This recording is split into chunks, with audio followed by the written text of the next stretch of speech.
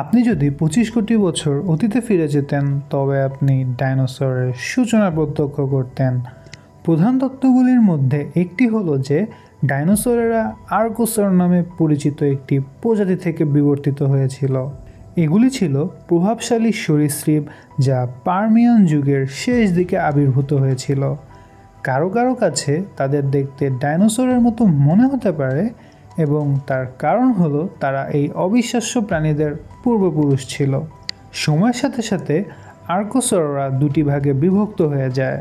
এই দলগুলির মধ্যে একটি কুমিরদের দিকে পরিচালিত করেছিল এবং অন্যটি ডাইনোসরদের দিকে, যা হাজার হাজার বিভিন্ন প্রজাতিতে বিবর্তিত হতে থাকে। তাদের অর্জিত প্রধান বৈশিষ্ট্যগুলির মধ্যে একটি ছিল তাদের দ্বিপদী ক্ষমতা। প্রথম দিকে ডাইনোসরেরা দুই পায়ে হাঁটতে শুরু করে, তাদের সামনের অঙ্গগুলিকে অন্যান্য ব্যবহারের জন্য মুক্ত করে, যেমন খাবার ধরা এবং নিজেদের রক্ষা করা। আর এটি ছিল তাদের বিবর্তনীয় যাত্রার কেবলমাত্র শুরু। এবার আসুন আমরা 25 কোটি বছর আগে ফিরে যাই এবং 10 মিনিটের মধ্যে ডাইনোসরের ইতিহাস প্রত্যক্ষ করি। ট্রায়াসিক যুগ। আপনি এই নতুন যুগে প্রবেশ করার সাথে সাথে লক্ষ্য করবেন যে দৌড়ে বেড়ানো ডাইনোসরগুলি আপনি যা দেখতে অভ্যস্ত তার থেকে বেশ আলাদা। আর্কোসর থেকে উদ্ভূত প্রথম দিকের ডাইনোসরদের মধ্যে একটি ছিল ইউরাপ্টর। এই ছোট প্রাণীটি ছিল কুকুরের আকারের, প্রায় 1 মিটার লম্বা এবং এর ওজন ছিল মাত্র 10 কেজি। আমরা সাধারণত ডাইনোসর বলতে বিশাল আকারের প্রাণীদের বুঝি, কিন্তু সেই পর্ব শুরু হতে আরও কয়েক মিলিয়ন বছর সময় লাগবে। ট্রায়াসিক যুগে প্যানজিয়া নামে পরিচিত অতিমহাদেশটি ধীরে ধীরে ভাঙতে শুরু করে, যা বৈশ্বিক জলবায়ু এবং বাস্তুতন্ত্রকে পরিবর্তন করতে শুরু করে। জলবায়ু সাধারণত গরম এবং শুষ্ক ছিল এবং কোনো মেরু বরফের টুপি ছিল না, যা আধুনিক পৃথিবীর সম্পূর্ণ বিপরীত। উদ্ভিদও খুব আলাদা ছিল এবং এটি ডাইনোসরদের বেঁচে থাকা ও বিবর্তনের জন্য গুরুত্বপূর্ণ ছিল। কিছু উদ্ভিদ ছিল শক্ত, কিছু ছিল পুষ্টিকর এবং কিছু ছিল বিষাক্ত। এর প্রতিটি বিভিন্ন ডাইনোসর প্রজাতির খাদ্যের ধরন এবং অভিযোজন কৌশলকে প্রভাবিত করত। অন্যান্য ট্রায়াসিক ডাইনোসর। সিলোফাইসিস এর ওজন ছিল প্রায় 23 কেজি এবং এটি 1 মিটার লম্বা ছিল। এটি ইউরাপ্টরের চেয়ে কিছুটা বড় ছিল, কিন্তু এটি নিজেকে দ্রুত এবং চটপটে শিকারী হওয়া থেকে বিরত রাখেনি। হেরেরাসোরাস। এটি প্রায় 1.1 মিটার লম্বা এবং 350 কেজি ওজনের ছিল। প্লেটিসর্স। এটি ছিল অনেক বড়। এটি প্রায় 3 মিটার লম্বা এবং ওজন প্রায় 4000 কেজি পর্যন্ত ছিল। এটি ছিল ডাইনোসরেরা কতটা বড় হতে পারে তার প্রথম দিকের উদাহরণগুলির মধ্যে একটি। ট্রায়াসিকের মহাবিলুপ্তিতে তাদের চিত্তাকর্ষক আকার সত্ত্বেও ডাইনোসরেরা ট্রায়াসিক যুগে প্রভাবশালী প্রাণী ছিল না। তাদের পরিবেশের অন্যান্য অনেক প্রাণীর সাথে টিকে থাকার জন্য প্রতিদ্বন্দ্বিতা করতে হয়েছিল। এমনটি চলতে থাকে যতক্ষণ না ট্রায়াসিক যুগে একটি বিশাল বিলুপ্তি ঘটে। এটি সম্ভবত বিশাল আগ্নেয়গিরির কার্যকলাপ, জলবায়ু পরিবর্তন এবং সম্ভবত কিছু ছোট গ্রহাণুর আঘাতের কারণে হয়েছিল। এই বিলুপ্তি পৃথিবীতে জীবনের উপর একটি উল্লেখযোগ্য প্রভাব ফেলে এবং অসংখ্য প্রজাতির বিলুপ্তির দিকে পরিচালিত করে। কিন্তু এটি ডাইনোসরদের জন্য খারাপ ছিল না। এই মুহূর্তটি এই প্রজাতিগুলোর জন্য নতুন সুযোগ তৈরি করে, যার ফলে তারা পৃথিবীতে আধিপত্য বিস্তার করে। এরপরে আসে জুরাসিক যুগ।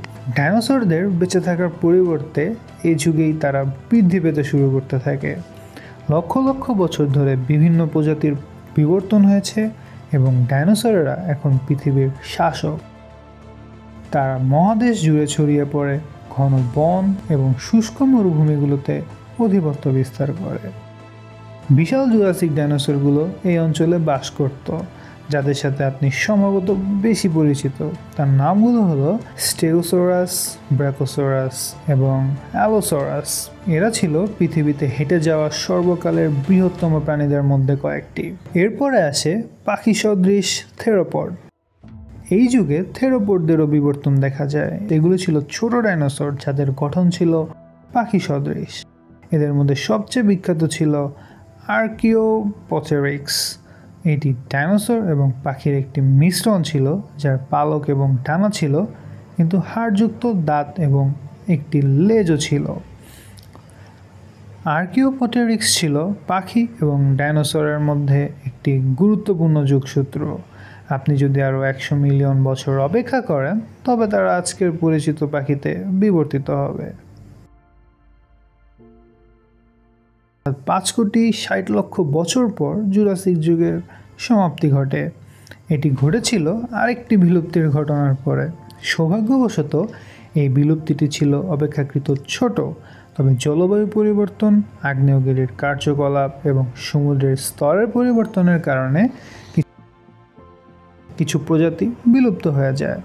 ডাইনোসরেরা তাদের শেষ যুগে প্রবেশ করার সাথে সাথে ল্যান্ডস্কেপ আবার পরিবর্তিত হয়। এরপরে আসে ক্রিটেশিয়াস যুগ। আমরা যখন ক্রিটেশিয়াস যুগে প্রবেশ করছি, লক্ষ লক্ষ বছর ধরে ভ্রমণ করার সময় আপনি হয়তো লক্ষ্য করেছেন যে ডাইনোসরদের সবচেয়ে বড় তারকা এখনও আবির্ভূত হয়নি, টি-রেক্সের আগমন। দেখা করুন টাইরানোসরাস রেক্স অর্থাৎ টি-রেক্সের সাথে। টি-রেক্স ছিল একটি বিশাল প্রাণী। এটি ছিল 3.7 মিটার লম্বা এবং 12 মিটার দীর্ঘ।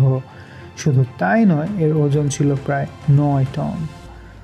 একটি শক্তিশালী চোয়াল এবং অবিশ্বাস্য রকম ধারালো দাঁত দিয়ে সজ্জিত টি-রেক্স ক্রিটেশিয়াস রাজ্য শাসন করত।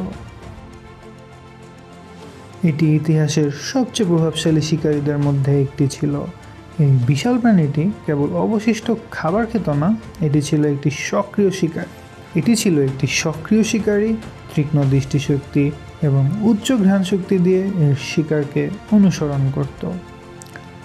এর পছন্দের খাবারের মধ্যে ছিল এডমন্টোসরাসের মতো বিশাল তৃণভোজীরা। কিন্তু টি-রেক্স এখানেই থামত না।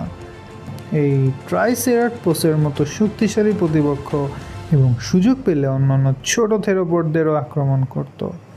এর 12 ইঞ্চি দাঁত ভরা শক্তিশালী চোয়াল এবং শক্তিশালী পশ্চাৎপদ, যা এটিকে ঘন্টায় 40 কিলোমিটার পর্যন্ত গতিতে দৌড়াতে দিত, টি-রেক্সকে শিকারের ওস্তাদ করে তুলেছিল। এই যুগটি কেবল টি-রেক্সের মতো বিশাল প্রাণীতেই পূর্ণ ছিল না। চারপাশে তাকালে আপনি ক্রিটেশিয়াস যুগে আরও পালকযুক্ত ডাইনোসর লক্ষ্য করবেন। এদের মধ্যে একটি ছিল ভেলোসিরাপ্টর। যদিও সাধারণত তাদের পালকবিহীন হিসেবে চিহ্নিত করা হয়, তবে প্রমাণ থেকে জানা যায় যে এই প্রাণীরা বেশ পালকযুক্ত ছিল। এই পালকগুলি ওড়ার জন্য নয়, বরং উষ্ণতা এবং দক্ষতার জন্য ব্যবহৃত হতো। এই প্রাণীটি হলো মাইক্রোর্যাপ্টর। ভেলোসিরাপ্টরের বিপরীতে এর পালকগুলি সম্ভবত ওড়ার জন্য ব্যবহৃত হতো, যা পাখির বিবর্তনে গুরুত্বপূর্ণ ধারণা দেয়। এরপরে আসে মহাপ্রলয়ের ঘটনা, কিন্তু এর কোনোটি গুরুত্বপূর্ণ নয় যখন আমরা পরবর্তী ঘটনাগুলি বিবেচনা করি। লক্ষ লক্ষ বছর ধরে আপনি যখন ডাইনোসরদের সাথে ছিলেন, তখন একটি গ্রহাণু পৃথিবীর দিকে আসছিল। তারপর হঠাৎ সেটি আঘাত করে 150 কিলোমিটার চওড়া এবং 20 কিলোমিটার গভীর একটি বিশাল গর্ত তৈরি করে। স্বাভাবিকভাবেই এত বিশাল কিছুর আঘাত পৃথিবীতে বিধ্বংসী প্রভাব ফেলে, এমন একটি প্রভাব যা এটিকে চিরতরে বদলে দেবে। গ্রহাণুর সংঘর্ষ বিশাল ছিল, কিন্তু এর প্রভাব প্রাথমিক সংঘর্ষের পরেও দীর্ঘকাল অনুভূত হয়েছিল। বিশাল সংঘর্ষের কারণে পরিবেশ নাটকীয়ভাবে পরিবর্তিত হয়, তাপমাত্রায় উল্লেখযোগ্য পতন শুরু হয় এবং সংঘর্ষের ধ্বংসাবশেষ সূর্যকে আড়াল করতে শুরু করে। এটি কেবল ডাইনোসরদের স্বাস্থ্যের উপর নয়, তাদের খাদ্যের সরবরাহের উপরেও প্রভাব ফেলে।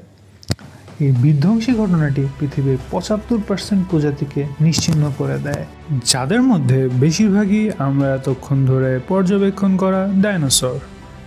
তবে চিন্তা করবেন না, সব ডাইনোসর বিলুপ্ত হয়নি। যে বিমানবাহী ডাইনোসর আমরা আগে দেখেছিলাম তারা গ্রহাণুর আঘাত থেকে বাঁচতে সক্ষম হয়েছিল এবং অবশেষে বিবর্তিত হয়ে আজকের পরিচিত পাখিতে পরিণত হয়েছে। এখন যেহেতু বেশিরভাগ ডাইনোসর বিলুপ্ত হয়ে গেছে, তাই এটি স্তন্যপায়ী প্রাণীদের বৈচিত্র্য এবং বিশ্বে তাদের প্রভাব বাড়ানোর পথ পরিষ্কার করে দিয়েছে, যা আজকে পরিচিত বিশ্ব তৈরি করেছে। ডাইনোসররা আরও 16,50,00,000 বছর ধরে বিবর্তিত হয়েছিল, কিন্তু এখনও তাদের সম্পর্কে আমাদের অনেক কিছু জানার আছে, কিন্তু সেটি অন্য কোনো একটি দিনের কথা। আশা করি অনেক নতুন তথ্য আপনারা ডাইনোসর সম্পর্কে পেয়েছেন যা আগে জানতেন না, এবং এমন আরও অনেক সব তথ্য আমি আপনাদের সামনে পরবর্তীতে নিয়ে আসবো। সো ভিডিওতে লাইক, শেয়ার এবং সাবস্ক্রাইব করতে ভুলবেন না, এবং দেখা হবে নেক্সট ভিডিওতে। সো ততদিন পর্যন্ত ভালো থাকবেন, সুস্থ থাকবেন। আল্লাহ হাফেজ।